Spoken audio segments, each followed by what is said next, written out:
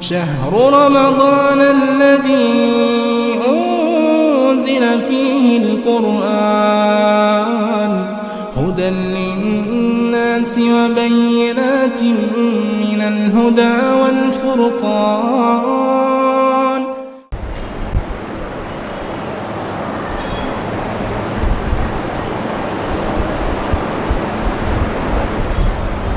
السلام علیکم ورحمۃ اللہ وبرکاتہ. الحمد للہ رب العالمین والعاقبۃ للمتقین والصلاة والسلام علی اشرف الانبیاء والمرسلین نبینا محمد وعلی آلہ واصحابہ اجمعین. اما بعد، 5ویں پارے کی تلاوت آج کچھ ہوئی ہے. آج صبح میں ہم نے سورہ آل عمران جو چوتھے پارے میں ختم ہوتی ہے وہی ہم رک گئے تھے.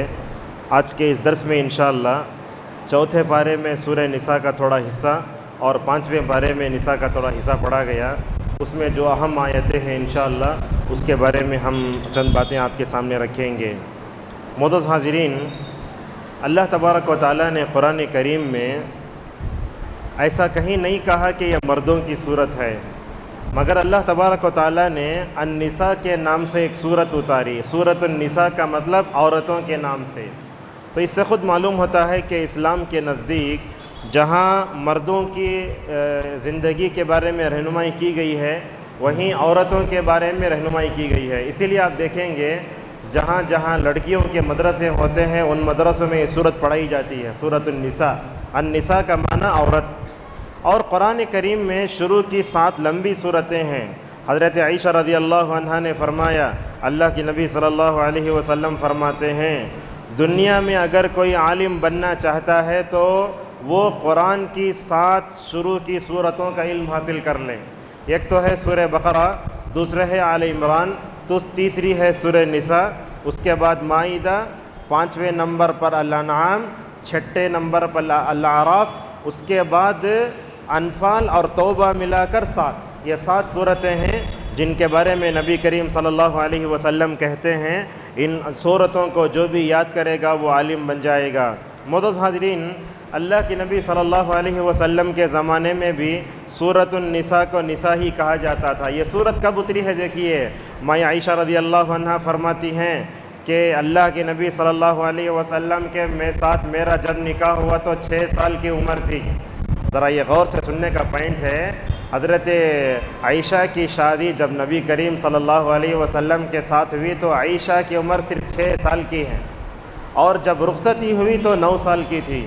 اس بارے میں کچھ لوگ شکوک و شبہات پیدا کرتے ہیں، کیسا 6 سال کے بچے کی شادی ہوتی، 9 سال کی عمر میں رخصتی کیسا ہوتی. یہ اللہ کے نبی صلی اللہ علیہ وسلم کے زمانے میں ویش آیا اور خود عائشہ رضی اللہ عنہا نے فرمایا، اور وہ کہتی ہیں جب میری رخصتی ہو کر میں نبی کریم صلی اللہ علیہ وسلم کے پاس تھی اس موقع پر سورۃ النساء اتری ہے. تو اس سے معلوم ہوا کہ سورۃ النساء مدنی صورت ہے. اور یہ وہی صورت ہے جب اللہ کے نبی صلی اللہ علیہ وسلم نے عبداللہ ابن مسعود رضی اللہ تعالیٰ عنہ سے فرمایا، اے ابن مسعود قرآن کا کچھ حصہ پڑھ کر مجھے سناؤ. تو اس موقع پر حضرت عبداللہ ابن مسعود رضی اللہ تعالیٰ عنہ نے یہی سورہ نساء کو شروع کیا تھا. جب یہاں پہنچے فَكَيْفَ إِذَا جِئْنَا مِن كُلِّ أُمَّةٍ بِشَهِيدٍ وَجِئْنَا بِكَ عَلَى هَؤُلَاءِ شَهِيدًا. اتنا پڑھ کر رکتے ہی اللہ کی نبی نے فرمایا، کہا ابن مسعود رک جاؤ رک جاؤ رک جاؤ. تو ابن مسعود کہتے ہیں جب میں نے اپنے آنکھیں اللہ کے نبی کے چہرے انور کی طرف کیا تو نبی کی آنکھوں سے آنسو جاری تھے. علامہ ابن حجر رحمہ اللہ کہتے ہیں اس واقعے کے پاس آ کر رونے کی وجہ یہ تھی، اللہ کے نبی صلی اللہ علیہ وسلم کے بارے میں کہا جا رہا ہے کہ اے اللہ کے نبی، قیامت کے دن ہم آپ کو تمام نبیوں پر گواہ بنا کر اٹھائیں گے تو قیامت دن آپ کا کیا حال ہوگا. یہ ذمہ داری کو یاد کر کے، دعوتی ذمہ داری کو نبی کریم صلی اللہ علیہ وسلم روتے تھے. معزز حاضرین، اسی طریقے سے ایک روایت ہے اللہ کے نبی صلی اللہ علیہ وسلم نے فرمایا، توریت کی جگہ مجھے قرآن میں شروع کی 7 صورتیں دی گئی ہیں. اس سے معلوم ہوتا ہے کہ ایسی لمبی صورتیں پچھلی کتابوں میں نہیں تھیں. معزز حاضرین، اسی طریقے سے عبداللہ ابن مسعود رضی اللہ عنہ اس صورت کے بارے میں کہا کرتے تھے، اس صورت کی 5 آیتیں مجھے دنیا اور اس کی ساری نعمتوں سے بہتر ہیں. 5 آیتیں ایسی ہیں جو دنیا کی اور دنیا میں پائے جانے والی نعمتوں سے بھی بہتر ہیں۔ ان آیتوں کا میں نمبر آپ کو بتاتا ہوں، آیتیں پڑھ نہیں سکتے، وقت کم ہے۔ اس سورت کی آیت نمبر 30 پر 1، 40، 40 پر 8، 60 پر 4، 110، یہ 5 آیتیں وہ ہیں، 5 آیتیں وہ ہیں جن کو حضرت عبداللہ رضی اللہ عنہ پڑھا کرتے تھے۔ معزز حاضرین، تراویح میں کبھی رکعت لمبی ہو گئی تو لوگ باتیں کرتے ہیں، کیا اتنا لمبا پڑھا رہنا، رکوع لمبا کر رہے ہیں، سجدہ لمبا کر رہے ہیں، دعا لمبی ہو رہی۔ دیکھیے یہ وتر کی تہجد کی نماز بھی، تراویح کی نماز بھی جتنی لمبی ہوتی ہے اللہ کو اتنا زیادہ پسند آتا ہے۔ کبھی حافظ قرآن ایک رکوع زیادہ پڑھ لے، کبھی دعا لمبی ہو جائے، لوگوں کو بیزار نہیں ہونا چاہیے۔ دنیاوی اعتبار سے کتنا لمبا وقت دیتے آپ، 3 گھنٹے کی فلم دیکھتے، اگر 10 منٹ بڑھ گیا، دعا 2 منٹ بڑھ گئی تو لوگ بولتے ہیں بیزار آتا بولتے ہیں۔ اس کا مطلب یہ ہے کہ دین بیزاری ہے۔ یہاں دیکھو اللہ کے نبی صلی اللہ علیہ وسلم دن بھر ازواج مطہرات کے مسائل دیکھتے، امت کے مسائل دیکھتے، لیکن رات میں کھڑے ہو کر اللہ کے نبی صلی اللہ علیہ وسلم کی کیسی بلند ہمتی تھی۔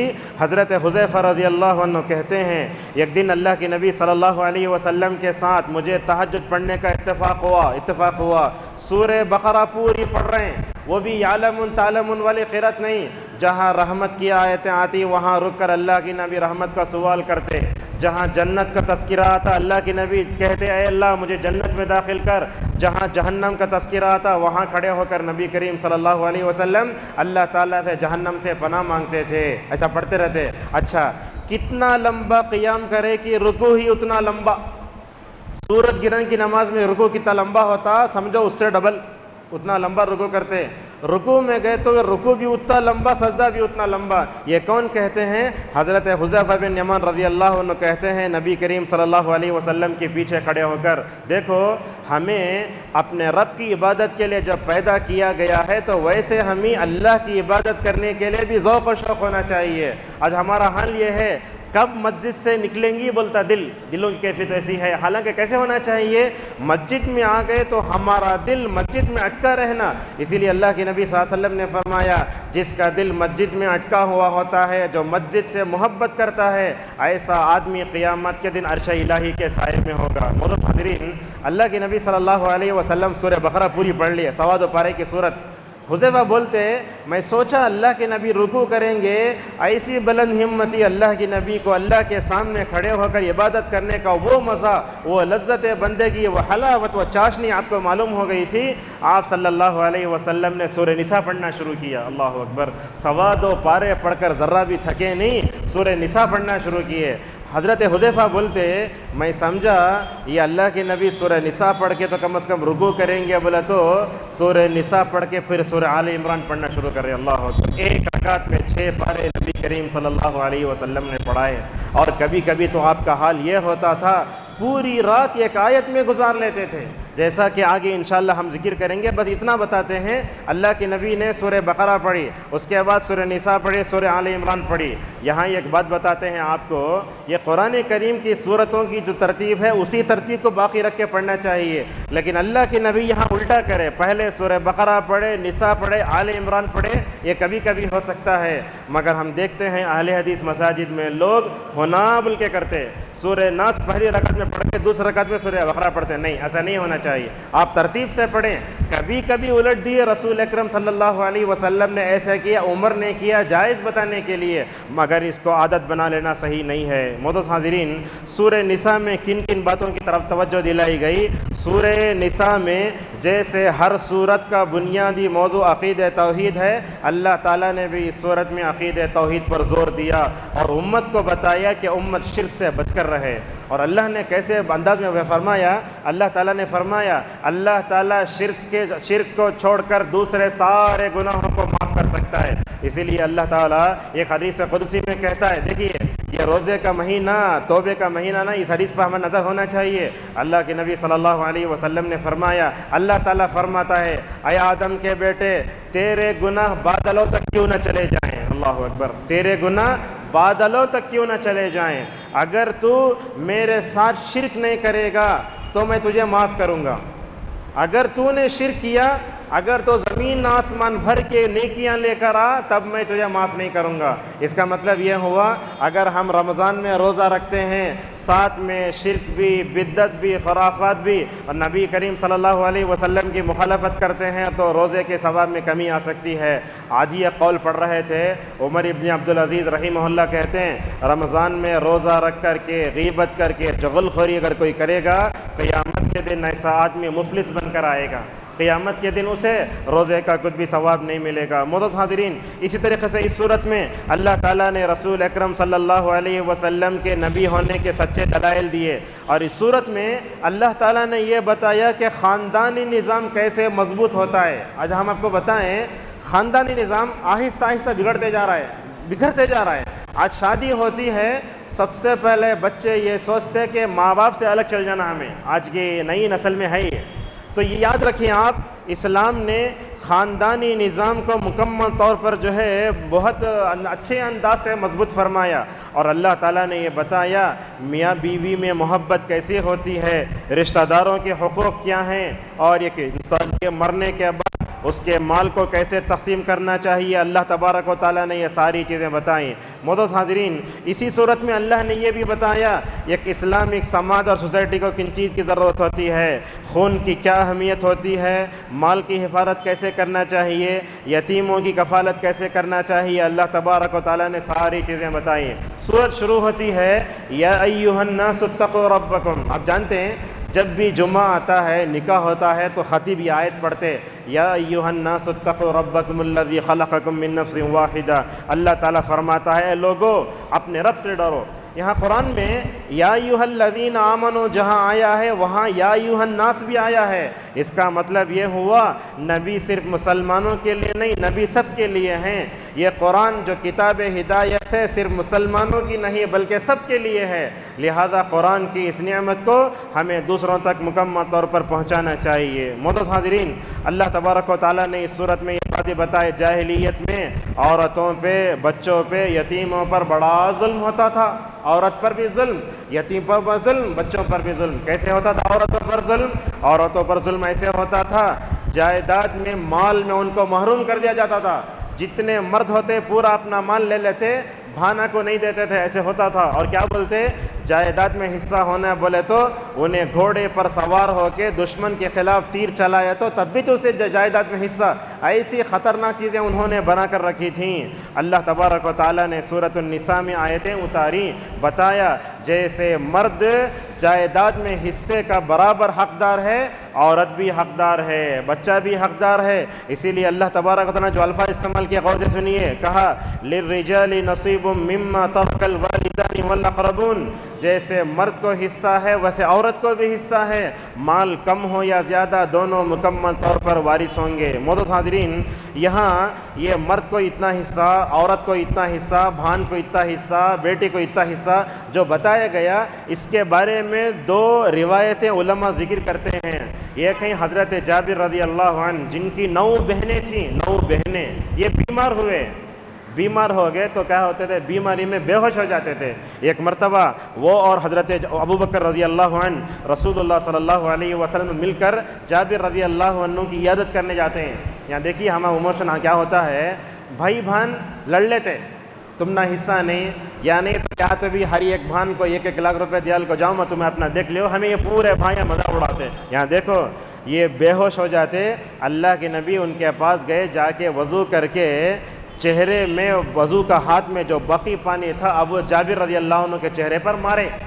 جیسے ہی ہوش آیا جابر رضی اللہ عنہ کہتے ہیں میرے سامنے ابو بکر بھی ہیں، میرے سامنے جو ہے اللہ کے نبی صلی اللہ علیہ وسلم بھی ہیں۔ دیکھو بے ہوش ہو کر ہوش آیا تو بھی اپنے اللہ کے نبی سے کیا پوچھتے، یا رسول اللہ بہنوں کو کتنا حصہ دینا میں؟ حضرات صحابہ کرام کو بیماری میں بھی اپنے بہنوں کا مکمل طور پر خیال رہتا تھا۔ آج کل دیکھتے ہیں بھائی بہنوں کا جو یہ تعلق ہے میں سمجھتا ہوں اتنا اچھا نہیں ہے۔ شادی سے پہلے تو ماشاءاللہ مل کے رہتے، لیکن شادی کے بعد یہ جو بہو آتی نا، یہ بھائی بہن کو کاٹ کے رکھ دیتی ہے۔ ہم لوگ تو یہ مطلب نڑن کو اور بھاوچ کو ایسی مثال دیتے، سانپ منگس کی مثال دیتے، جیسے انہوں لڑ لیتے ہمیں اپنے گھروں میں لڑا کے چھوڑ دیتے، ورنہ تو بعض علماء اتنا بولتے اگر بہو کو بیٹی سمجھے تو یہ سارے مسئلے مکمل طور پر ہمارے گھروں میں نہیں ہوں گے۔ معزز حاضرین، اسی طریقے سے اللہ کے نبی صلی اللہ علیہ وسلم کے زمانے میں بھی دوسروں کے مالوں کو ہڑپنے کا حصہ تھا۔ وہ ایک صحابیہ ہیں جن کا نام ہے سعد بن ربیع رضی اللہ عنہ، ان کی بیوی اپنے دونوں بیٹیوں کو لے کر نبی کریم صلی اللہ علیہ وسلم کے پاس آئی۔ سعد بن ربیع نام ہے، ان کے والد، ان کے جو شوہر تھے نا، بچیوں کے باپ، نبی کے ساتھ غزوہ احد میں شہید ہو چکے تھے۔ اللہ کے نبی کے پاس آ کر کیا بولی، یا رسول اللہ، میرے شوہر اور ان دونوں بیٹیوں کے باپ جو ہے تمہارے ساتھ غزوہ احد میں شہید ہو گئے۔ ان دونوں بیٹیوں کے چچا، مطلب وہ ان کے دیور یا جیٹھ ہوں گے، ان دونوں بیٹیوں کے چچا پورا مال لے کو بھاگ گئے۔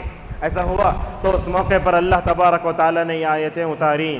معزز حاضرین، یاد رکھیے، آدمی جب مرتا ہے، مرنے کے بعد اس کی جائیداد کو شریعت کی روشنی میں حل کرنا چاہیے۔ ہمارے معاشرے میں جائیداد کے جھگڑے ایسے ہیں، جھگڑتے پورے پیسے ختم ہو جاتے اور لوگ لے جا کے ایک کورٹ کچہری میں لے جاتے، حالانکہ قرآن میں اس کا حل موجود ہے۔ ابھی مدارس ہیں، ابھی علماء ہیں، فتویٰ لے کر شرعی طور پر حل کر سکتے ہیں، مگر آج کل ان جائیداد کی وجہ سے خون بھی ہوتا ہے، قتل بھی ہوتا ہے، لوگ آپس میں رشتوں ناتوں کو بھی مکمل طور پر کاٹ لیتے ہیں۔ یاد رکھیے، شریعت کے مطابق حل کرو۔ اگر کسی کی بھی ایک گز زمین بھی اگر مارو گے نا تو اللہ کے نبی صلی اللہ علیہ وسلم نے فرمایا تا 7 زمینوں کا طوق بنا کر اس کے گلے میں ڈالا جائے گا۔ اور ایک بات یہ بھی آتی ہے، ہم لوگ کہیں کہیں گھر بنتے ہیں تو کیا ہوتی ہے، وہ اطراف میں کمبی اور پتھر ڈال کے جگہ بنا دیتے ہیں۔ لوگ کیا کرتے ہیں، رات میں جا کے دوسروں کی زمین ہڑپ لیتے۔ اللہ کے نبی صلی اللہ علیہ وسلم نے فرمایا، جو آدمی اپنے گھر، اپنے جو جگہ ہے، وہ جگہ کی علامتوں کو مٹا کر کے دوسروں کی جگہ کو مارتا ہے، ایسے کرنے والے پر اللہ کی بھی لعنت ہے، رسول اکرم صلی اللہ علیہ وسلم کی لعنت بھی ہے۔ آپ تمام لوگوں سے گزارش ہے، اگر یہ جائیداد کے جھگڑے پرانے ہو چکے ہیں تو اللہ سے توبہ کرو۔ اور اللہ تعالیٰ نے جائیداد کی آیتیں جہاں ذکر کیا، اللہ تعالیٰ نے وہاں یہ بھی فرمایا، کیا کہا، جو لوگ جائیداد کی تقسیم کو اللہ اور اس کے رسول کے مطابق تقسیم کرتے ہیں جنت میں جائیں گے، اور جو لوگ جائیداد کے بارے میں اللہ اور اس کے رسول کی مخالفت کرتے ہیں اللہ تعالیٰ ان کو جہنم میں بھیجے گا۔ معزز حاضرین، مذہب اسلام ایسا مذہب ہے جو کسی کے دل کو نہیں توڑتا۔ یہاں دیکھیے، بڑی اہم بات ہے، اللہ تبارک و تعالیٰ نے کیا فرمایا، مرد کو بھی حصہ ملتا، عورت کو بھی حصہ ملتا، مگر کیا ہے، عورت کو ایک حصہ ملتا، مرد کو کتنے حصے ملتے؟ 2 حصے ملتے۔ اللہ تعالیٰ نے ایسے نہیں کہا مرد کے اتنا آدھا ملتا، نہیں بولا۔ اگر قرآن میں یہ آ جاتا مرد کا آدھا حصہ بولا تو عورت کا دل ٹوٹ جاتا، مگر اللہ تبارک و تعالیٰ نے کیا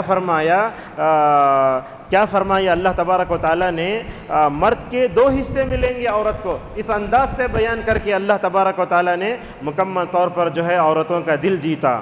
اور اسلام میں اگر معاشرے سے کسی بھی سزا کو ختم کرنا ہے، اس سزا کو ہم آہستہ آہستہ یہ ختم کر سکتے ہیں۔ عموماً ایسا ہوتا ہے، ہمارے معاشرے میں بگڑا ہوا نوجوان ہے، ہم چاہتے ہیں ایک ہی تقریر میں سدھر جانا، ایک ہی خطبے میں سدھر جانا، اگر میں بولوں تو پورے نوجوان آ جانا، ایسے نہیں ہو سکتا۔ اللہ کے نبی صلی اللہ علیہ وسلم پر بھی زنا کی سزا اتری، پہلے میں کوڑے مارو نہیں بولے، پہلے میں قتل کرو نہیں بولے، بلکہ آپ صلی اللہ علیہ وسلم پر جو آیتیں اتری دیکھو، اللہ نے کیا فرمایا، اگر کوئی زنا کرے تو سب سے پہلے جا کے گھر میں بند کر ڈالو، یہاں تک کہ مرجن نماز۔ ایک پہلا مرحلہ ہے، اسٹیپ بائی اسٹیپ۔ دوسرا مرحلہ کیا آیا، حضرت عبادہ بن صامت رضی اللہ عنہ کہتے ہیں کہ نبی کریم صلی اللہ علیہ وسلم نے فرمایا، اگر زنا کرنے والا غیر شادی شدہ ہے تو 100 کوڑے مارنا، اگر وہ شادی شدہ ہے تو رجم کرنا، یہ سزائی۔ حضرت عائشہ رضی اللہ عنہ کہتی ہیں، اگر پہلے اہل عرب کو یہ کہتے کہ زنا چھوڑو، کبھی زنا نہیں چھوڑیں گے۔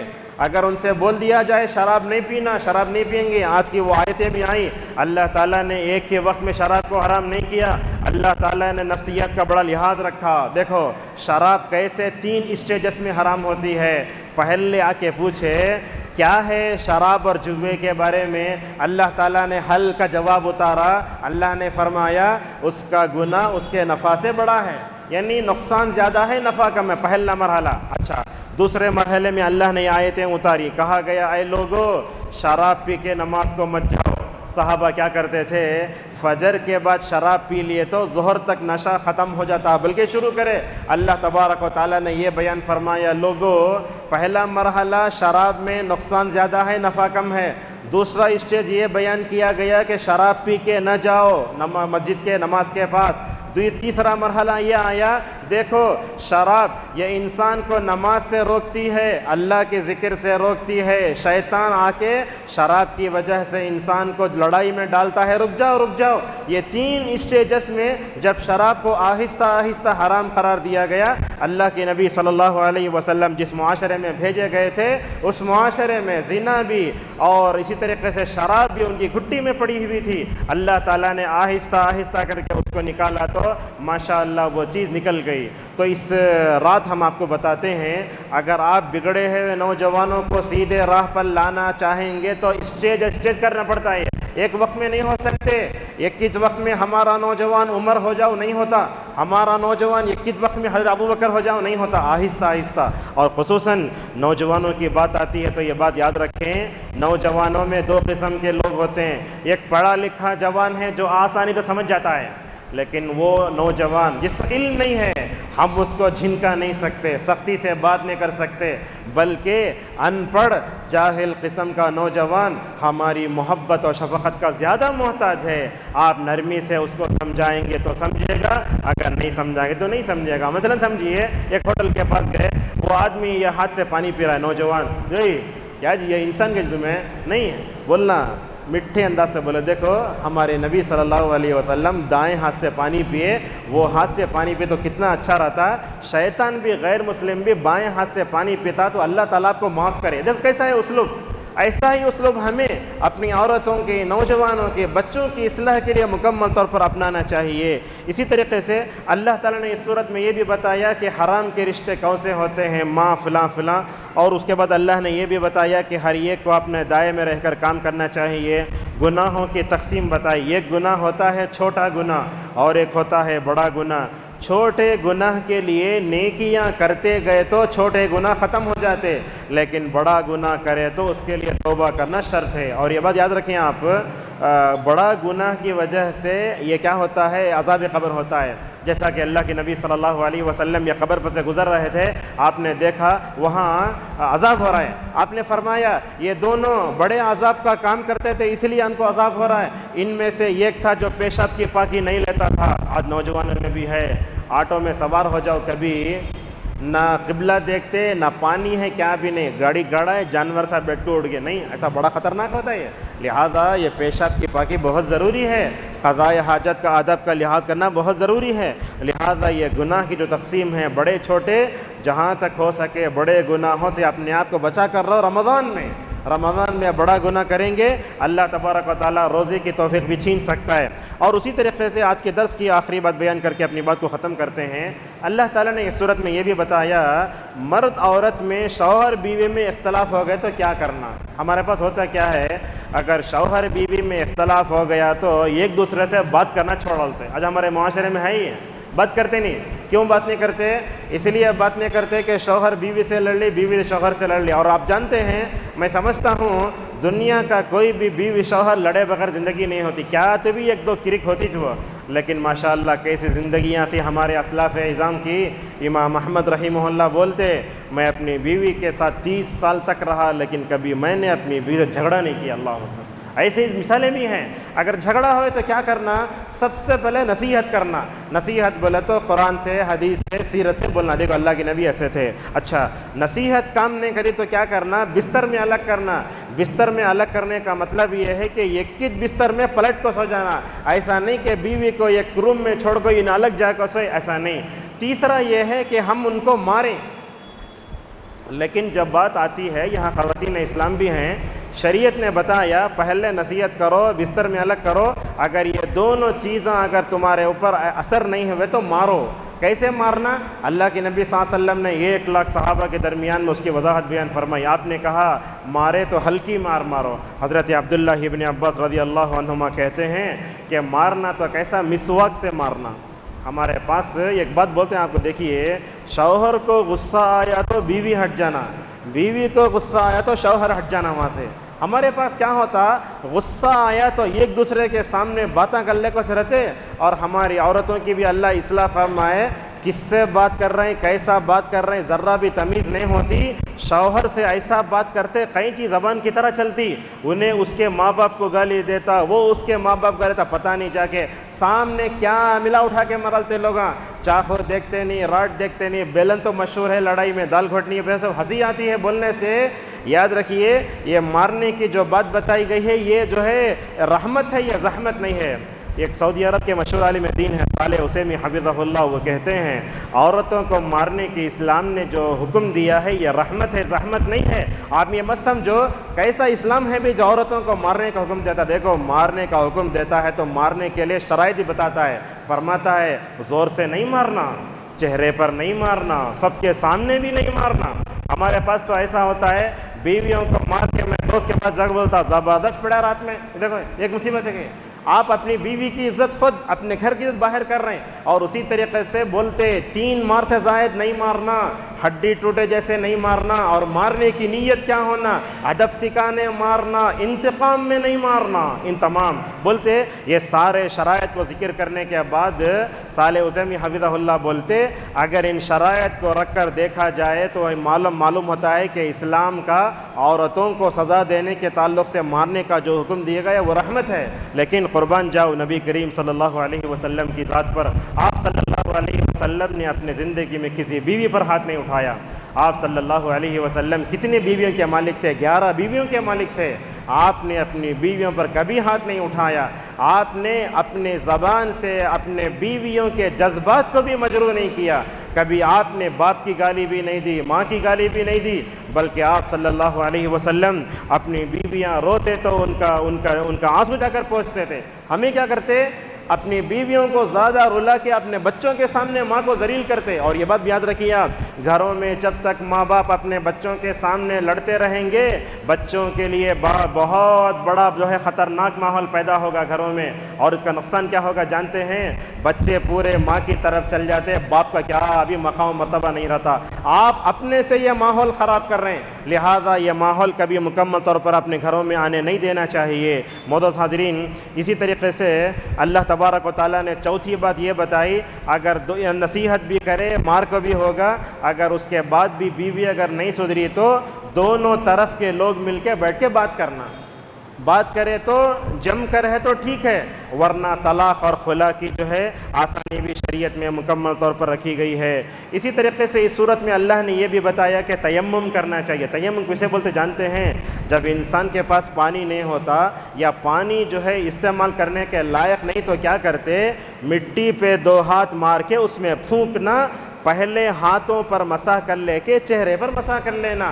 ہم دیکھتے ہیں نوجوانوں کو وضو کرنے کی طاقت بھی ہے، پانی بھی ہے، لوگ کیا کرتے ہیں نماز چل جاتی ہے بولے تو جا کے مٹی پہ ہاتھ مار کے فوراً بھاگ پا جاتے ہیں۔ نہیں، ایسا نہیں کر سکتے۔ پانی نہیں ہے یا پانی استعمال کرنے کی طاقت نہیں ہے تب تیمم کرنا ہے۔ اور یاد رکھیے تیمم ہماری شریعت سے پہلے کسی اور شریعت میں نہیں تھا۔ اسی طریقے سے اللہ تعالیٰ نے اس صورت میں یہ بھی بات بتائی، نبی کریم صلی اللہ علیہ وسلم کی اطاعت کرنے سے بندہ جنت میں نبی کے ساتھ ہوگا، صدیقین کے ساتھ ہوگا، شہداء کے ساتھ ہوگا۔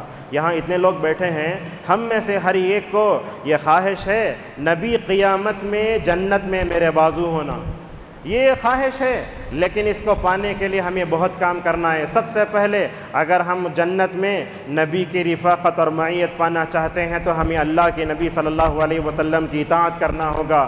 دوسری، اللہ کے نبی صلی اللہ علیہ وسلم سے محبت کرنا ہوگا۔ تیسرا، آپ صلی اللہ علیہ وسلم نے یہ بھی فرمایا دنیا میں جو یتیموں کی کفالت کرے گا میں اور وہ قیامت کے دن ایسے ہوں گے، بازو بازو ہوں گے۔ اور آپ نے یہ بھی فرمایا، دیکھیے جن کو اللہ نے 3 بیٹیاں دی ہیں، جن کو اللہ نے 3 بیٹیاں دی ہیں، اگر وہ 3 بیٹیوں کا باپ اپنے بچوں کی صحیح تربیت کرتا ہے، ان کا ادب سکھاتا ہے، ان کے لیے اچھے شوہروں سے شادی کراتا ہے، فرمایا ان 3 نیک بیٹیوں کو بنانے والا میں جنت میں ایسے ہوں گے۔ لہٰذا یہ کام بھی ہمیں مکمل طور پر جان لینا چاہیے۔ اسی طریقے سے اللہ تبارک و تعالیٰ نے اس صورت میں یہ بتایا اللہ کے راستے میں جہاد کرنے والے بیٹھنے والے برابر نہیں ہو سکتے۔ درس کے آخری میں ایک واقعہ بیان کر کے اپنی بات کو ختم کرتے ہیں۔ اس صورت میں یہ آیا جہاد میں جانے والے نہیں جانے والے برابر نہیں ہو سکتے، یہ آیت اتری تو ایک صحابی تھے جن کا نام تھا عبداللہ بن ام مکتوم رضی اللہ عنہ، نابینا صحابی، جو نماز فجر کے لیے اذان دیتے تھے، نابینا تھے۔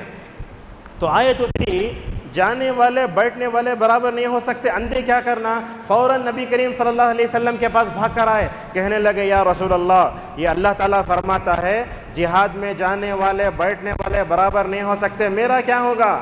میں اندھا ہوں نا، میں کیا کروں؟ تو اللہ کے نبی صلی اللہ علیہ وسلم پر یہ آیتیں اتریں۔ کیا آیتیں اتریں؟ لنگڑے پر، اندھے پر، بیمار پر جہاد فرض نہیں ہے، لنگڑے پر، اندھے پر، بیمار پر جہاد فرض نہیں ہے۔ یہ سننا تھا نا، حضرت عبداللہ مکتوم رضی اللہ عنہ چاہتے تو گھر میں بیٹھ سکتے تھے۔ ایک مرتبہ وہ جنگ قادسیہ میں جانے سے پہلے اپنے ساتھیوں سے کہتے ہیں، اے لوگو، اللہ تعالیٰ نے میرے اوپر سے جہاد کو تو ثابت کر دیا، میرے اوپر جہاد فرض نہیں ہے، مجھے اللہ کے راستے میں شہید ہونے کی بڑی تمنا ہے، لے جا کے مجھے دشمنوں کی صفوں میں بیچ میں ٹھہرا دو۔ اندھے ہیں، کیا بھی نظر نہیں آتا، بولے مجھے جا کے صفوں میں بیچ میں ٹھہرا دو۔ اس موقع پر حضرت صحابہ اکرام کہتے ہیں، اندھے آدمی کے ہاتھ میں جھنڈا دے کر مسلمانوں کے صفوں میں کھڑایا گیا، ماشاءاللہ لڑ کر شہید ہو گئے۔ دیکھو ہمارے حضرت صحابہ اکرام کیسے تھے، آسمان سے ان کے اوپر جہاد نہیں بول کے فرض آتا، مگر اللہ کے راستے میں شہادت کا جام پینے کا ایسا نشہ تھا ان لوگوں کو، اللہ کے راستے میں جا کے شہید ہو جاتے تھے۔ اور کئی باتیں آئیں اس میں، انشاءاللہ کل اس کو مکمل کریں گے۔ اللہ تبارک و تعالیٰ سے دعا ہے کہ اللہ تعالیٰ ہم سب کو جو ہی باتیں سنے ہیں اس پر عمل کی توفیق عطا فرمائے۔ وآخر دعوانا الحمد للہ رب العالمین۔